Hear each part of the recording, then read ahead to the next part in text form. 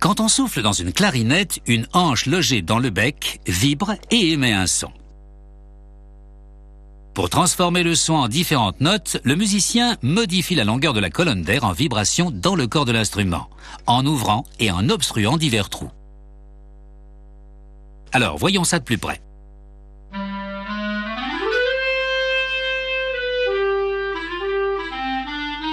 Une clarinette ordinaire est percée de 24 trous. Le musicien en obstrue certains avec ses doigts et les autres en appuyant sur des clés. Ces clés sont en maille shore ou parfois en cuivre jaune. On injecte de la cire chaude dans un moule en plâtre correspondant à une clé.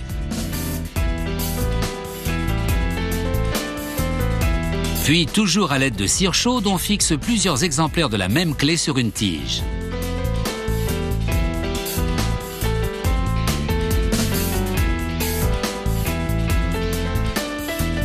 On place ensuite cet arbre, ainsi qu'on l'appelle, dans un cylindre, puis dans une machine à produire les moules qui remplit l'espace libre d'un matériau céramique à base de silice. Une fois la céramique durcie, on fait fondre la cire pour l'évacuer par un trou pratiqué au fond, ce qui laisse une cavité épousant la forme de l'arbre. On place ensuite le moule dans une machine de coulée dont on remplit le four miniature de maille shore. Le métal fond et comble toutes les cavités. Pour refroidir et solidifier le moulage, on plonge le moule dans de l'eau tiède. En refroidissant, le métal se contracte et se libère du moule. On extrait l'arbre de l'eau et on en détache les clés. Puis on ébarbe toutes les clés.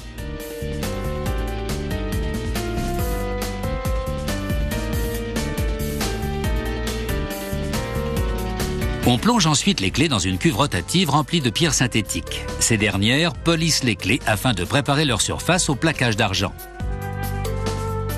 L'argent n'adhère pas directement au maille shore. On plaque donc d'abord les clés de cuivre.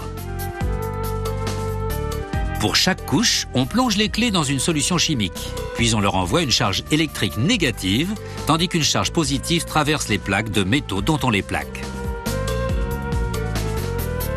Comme sous l'effet d'un aimant, les particules de métal de couverture sont attirées vers les clés et forment une couche de plaquage. Ordinairement, le corps en deux parties d'une clarinette est fabriqué en bois ou comme ici en résine de plastique. Une perceuse pilotée par ordinateur perce 24 orifices de tonalité et 40 autres petits trous pour fixer les mécanismes des clés. Une machine de soudage par ultrasons enfonce tous les tenons dans leurs trous respectifs en les bombardant d'ondes sonores haute fréquence qui amalgament le plastique à leur base afin de les y ancrer fermement.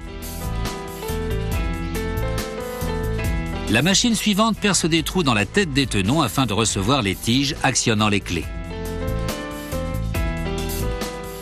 On enroule du liège naturel autour des extrémités du corps, puis on en vérifie l'intérieur.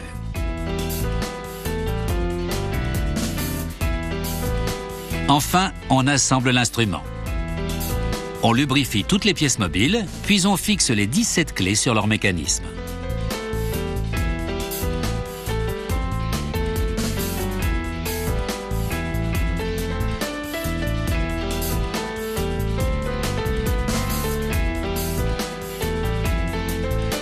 Chaque clé est dotée d'un coussinet assurant son étanchéité quand elle obstrue le trou. On teste cette étanchéité à l'aide d'une bandelette d'aluminium. Une fois les différentes parties de l'instrument achevées, un musicien l'assemble et vérifie que toutes les clés fonctionnent sans heurts. Puis, après y avoir adjoint le bec et le pavillon, il effectue un test de qualité sonore en exécutant une série d'arpèges. La clarinette est ensuite envoyée au service de conditionnement où un ouvrier efface avec minutie toutes les empreintes, retire les peluches et toute trace de lubrifiant, avant de ranger les différentes pièces dans une mallette doublée de velours. C'est un final qui convient à la fabrication d'un instrument aussi beau à voir qu'à entendre. Enfin, tant que je n'en joue pas. Avouez que c'est quand même mieux que du pipeau, non? Vous connaissez Strangers on the Shore? Ou le swing de Benny Goodman, peut-être?